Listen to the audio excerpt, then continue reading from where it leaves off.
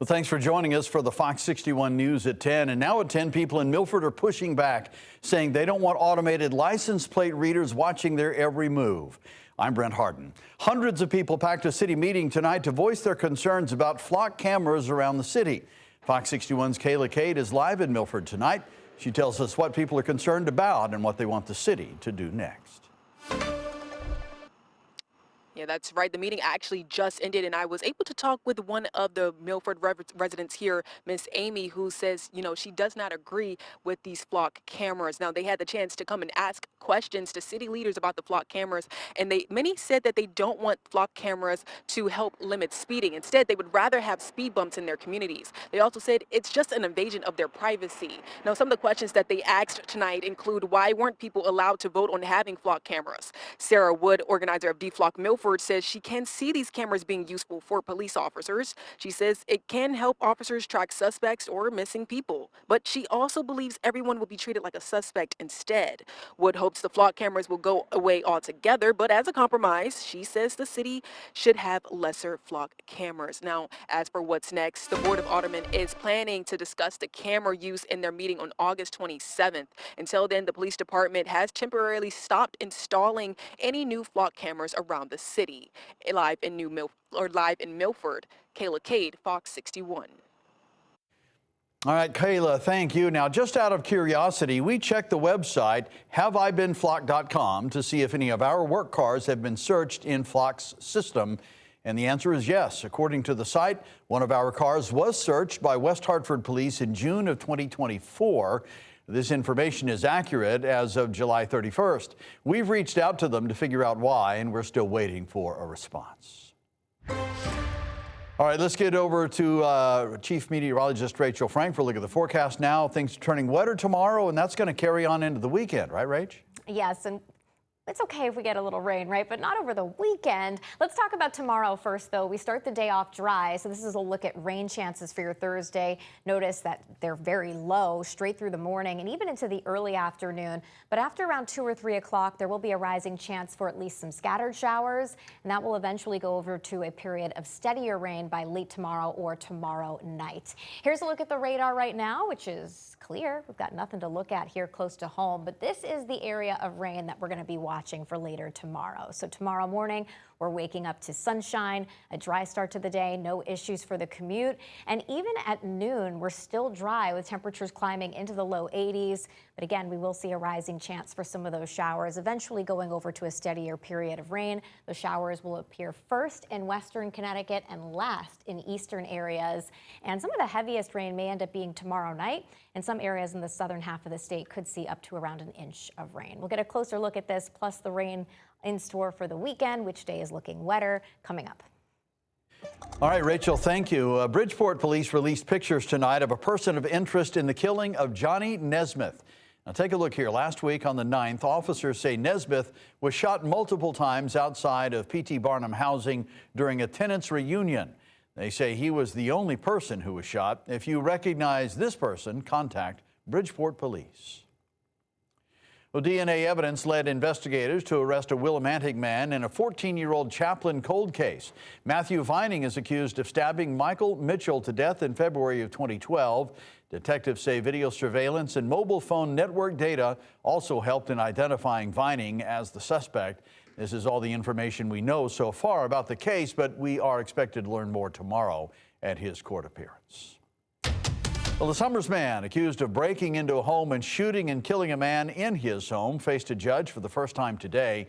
33-year-old Joshua Freitag is accused of killing 34-year-old Mark Morgan. Now, today, the victim's family confronted his accused killer. Fox 61's Alicia Hercules breaks down what happened inside the courtroom. It was a very emotional day for the victim's family. The victim's mother left the courtroom in tears as her son's alleged killer faced a judge.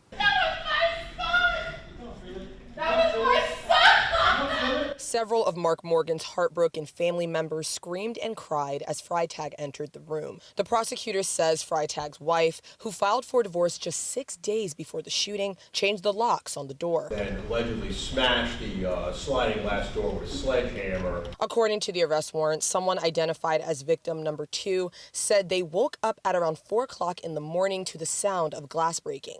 and then proceeded to go upstairs and then unload the clip of the firearm into the victim in the case. The details of the murder were too much for Morgan's mother to handle.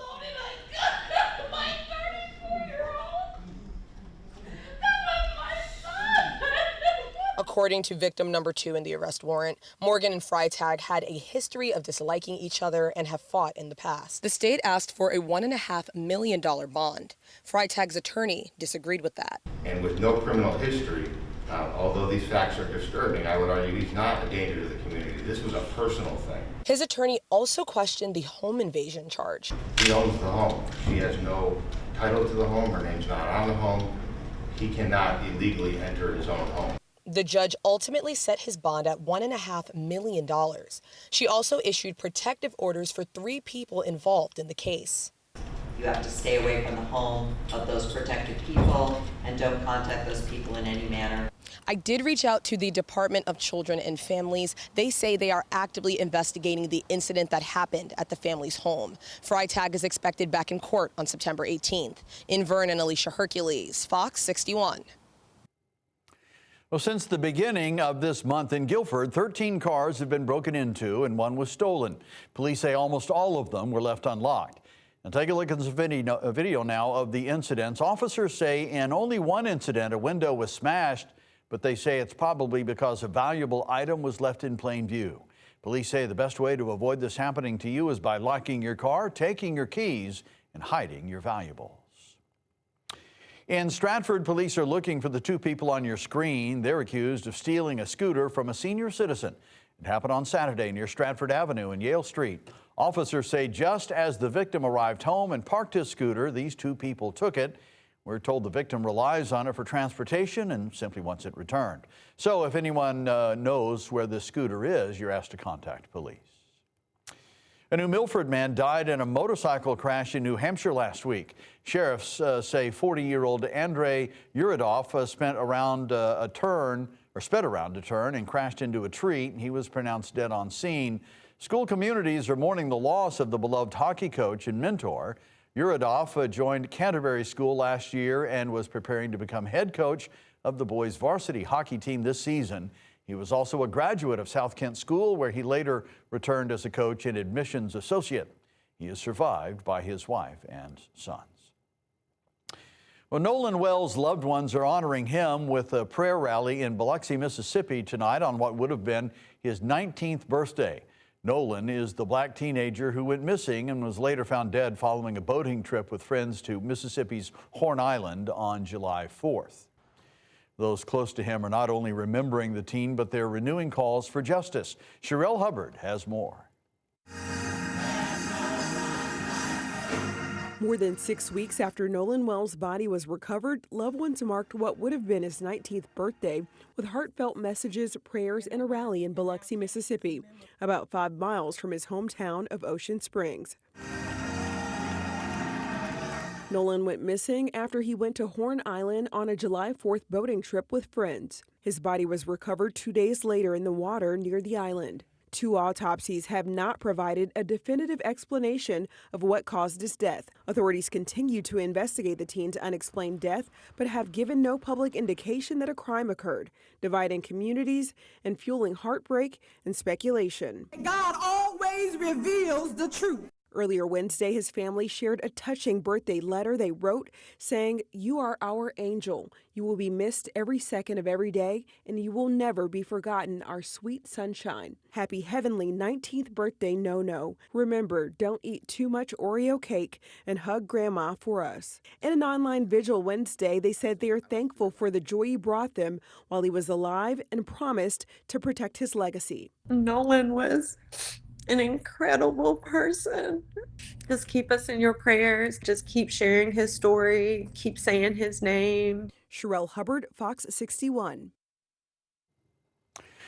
The national debt has now topped a staggering $40 trillion, a record reached just 5 months after hitting $39 trillion. Experts warn the growing debt is already hitting Americans' wallets, driving up borrowing costs for things like mortgages and cars while squeezing investment and wages. Lawmakers could soon face even tougher choices in overspending and taxes.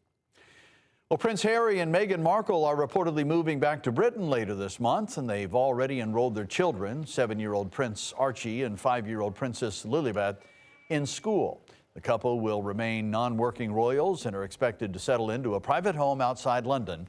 The couple stepped away from royal duties in 2020 before moving to California.